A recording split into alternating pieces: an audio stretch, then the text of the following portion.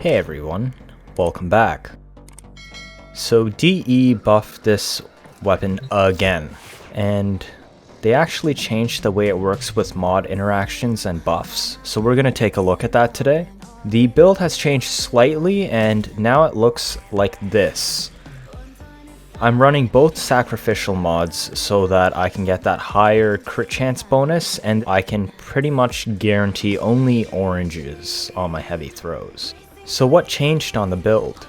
Well, I ended up dropping heat, since now that base damage mods work on the weapon. I think the extra upfront damage from sacrificial pressure and buffing that crit chance is more valuable, as we can now one-shot on pretty much any frame. So I value these viral stacks a lot more to buff my immediate slash procs. So we're gonna go take a look at what this build looks like now. I'm spawning my level 145 corrupted heavy gunners. I have no buffs here. I'm waiting for my Vigorous Swap to expire.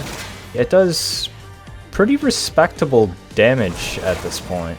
And here now I'm proccing Vig Swap, and this is one of the first things you'll notice now. Vigorous Swap no longer affects this weapon. It does not buff the damage of your slash procs or the thrown projectile itself. So that is now out of the question. At the very least, you no longer have to worry about proccing this to maximize your damage. So let's check something else. If that has changed, what else might have changed? Well, before, condition overload never affected the damage of the knives or the slash procs. This is going to be the build that I'm using, and because it uses shotgun status calculations, I need to make sure I hit 100% status chance beforehand. Proton Snap gives 50% flat status, so this is what I will use to test this properly. I'm just throwing once beforehand. So now that I procced my Proton Snap, I'm throwing my status on. And you'll see I'm not doing any extra damage with my later throws. So condition overload still does not work on this weapon for the knife throw, which in my opinion is to be expected, else it'd probably be pretty overpowered with how many slash procs it causes and how many statuses you can throw on. On Volt, you can use his speed buff to make throwing these knives a lot easier, and it would just let you very quickly deal with a whole hallway of enemies. But I know why you're all watching here for the big question.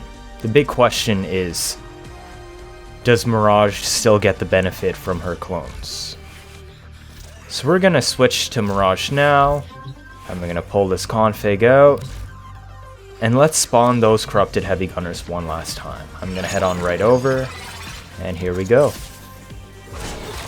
Well, as you can see, her clones still give her that crit chance buff, so she's stronger now than ever, because now you also get the benefits of the base damage mods. Seems like Mirage is here to stay.